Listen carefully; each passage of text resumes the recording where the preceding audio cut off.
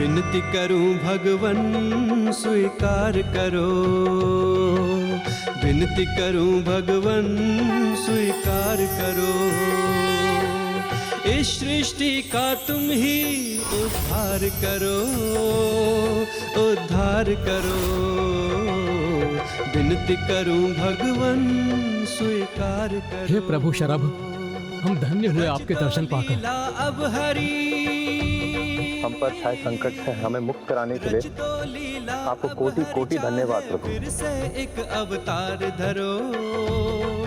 अब सृष्टि का संकट दूर हुआ। विनती करूं भगवन स्वीकार करो।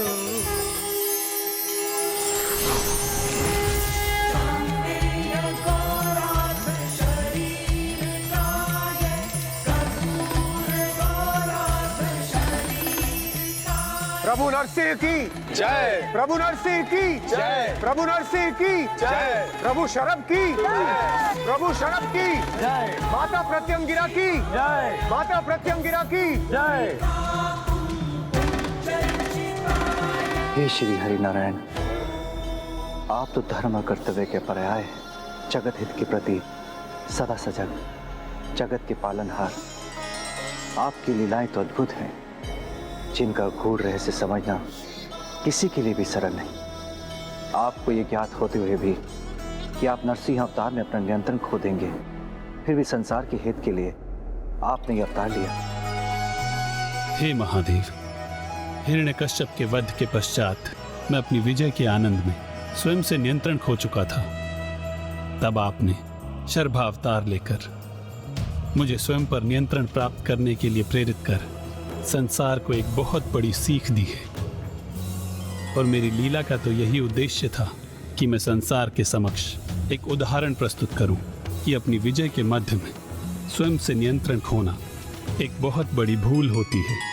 हाँ श्री हरि नारायण, जो अपनी विजय को अपनी बुद्धि पर हावी होने दे, वो उसके आनंद के मन में अन्य सभी को स्वयं से हीन समझने का दोष कर बैठता है और अपने वास्तविक मूल चरित्र को भूल जाता है, सुपथ से विमुख हो जाता है। इसलिए हे नारायण, आपकी इस लीला से सभी को सीख लेनी चाहिए कि जो विजय पाकर नियंत्रक होना, अन्य जीवों को क्षति पहुंचाना, उन्हें कष्ट पहुंचाना, जगत के साथ साथ स्वयं उसके लिए भी हानिकारक होता है।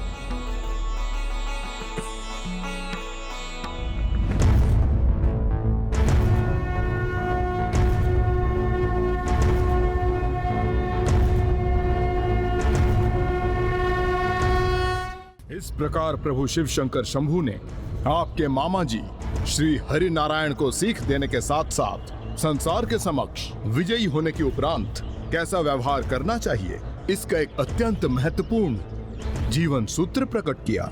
लंकेश, वो सीख मामा जी श्री हरि नारायण के लिए नहीं थी, अपितु दोनों महादेव एवं श्री हरि नारायण ने इस लीला से जगत को एक बहुत बड़ी सीख दी कि विजय होने के अहंकार को स्वयं पर कभी हावी नहीं होने देना चाहिए। किंतु गौरी पुत्र, क्या श्री हरि नारायण का जगत के पालनहार कहलाना उचित है? स्वयं पर नियंत्रण रखने में अक्षम थे वो, और यदि मेरे प्रभु महादेव शिव शंकर शंभू उन्हें ना संभालते तो वो तो समस्त जगत को ही नष्ट कर देते। मेरे प्रभु देवों के देव महादेव हैं और नारायण मात्र एक नारायण ही हैं। जब अहंकार से उत्पन्न अज्ञानता किसी की बुद्धि पर छाती है, तो लंकेश जैसा महाज्ञानी भी उस सत्य को समझने में असमर्थ हो जाता है जो उसकी दृष्टि के समक्ष होता है। प्रभु हरिहरा एक ही हैं। ये सरल रहस्य भी समझ नहीं पा रहे हैं लंकेश।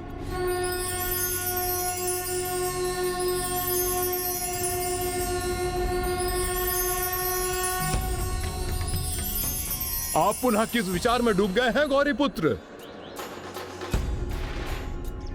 कुछ नहीं लंकेश, आप जल ग्रहण कीजिए। लंकेश, मैं तो प्रभु महादेव और प्रभु श्री हरि नारायण के एक साथ होने के विचार में ही डूबा था। वैसे अब जब हमने प्रभु शरभ की कथा पूर्ण कर ही ली है, तो अब हमें उनकी स्तुति करनी चाहिए लंकेश।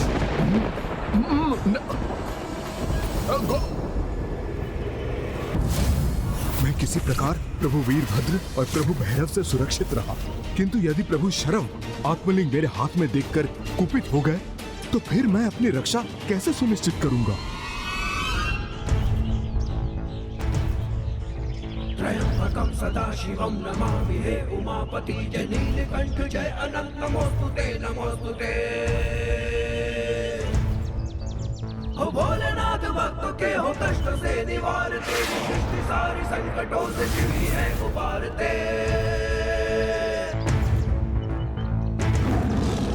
विशाल पंख सिंह स्वरूप सर्प का पुकारता, विचित्र रूप था लिया ये शर्व अवतार का। नरसिंह के अहंकार को आसन बना दिया, जगत का बारंबार है कल्याण शिव जी ने किया। ओम नमः शिवाय, ओम नमः शिवाय, ओम नमः शिवाय, ओम नमः शिवाय।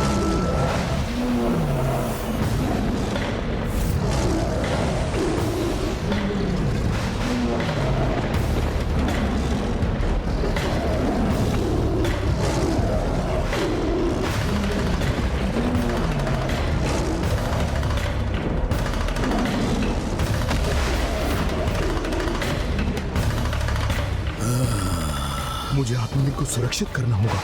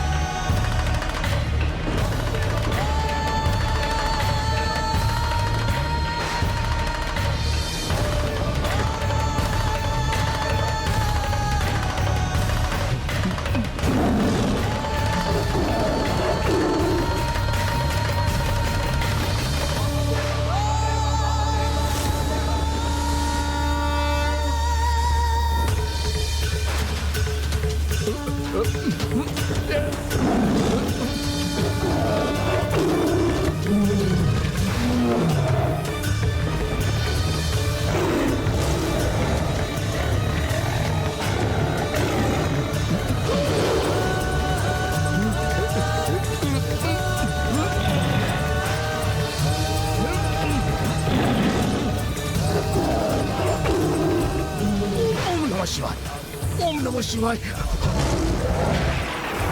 जय शिव शंकर शंभू।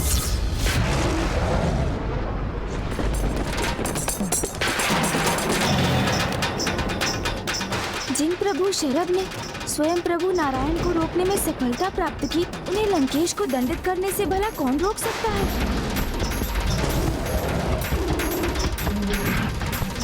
जय शिव शंकर शंभू, जय शिव शंकर शंभू, जय शिव शंकर शंभू।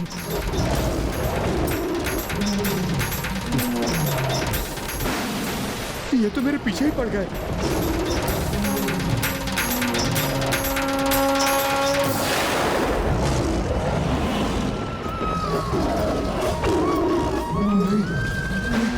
जय शिव शंकर शंभू, जय शिव शंकर शंभू, जय शिव शंकर शंभू।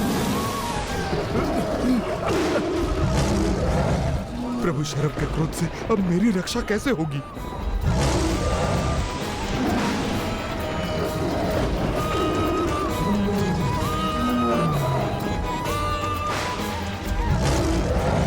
जिनके पंख के स्पंदन मात्र से संपूर्ण ब्रह्मांड अस्थिर हो गया था, समस्त ग्रह दिशा विहीन होकर अपने नियत स्थानों से भटक गए थे,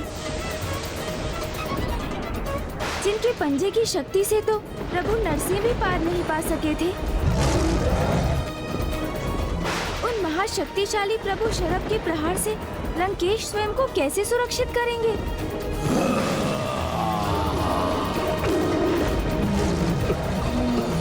जय शिव शंकर शंभू,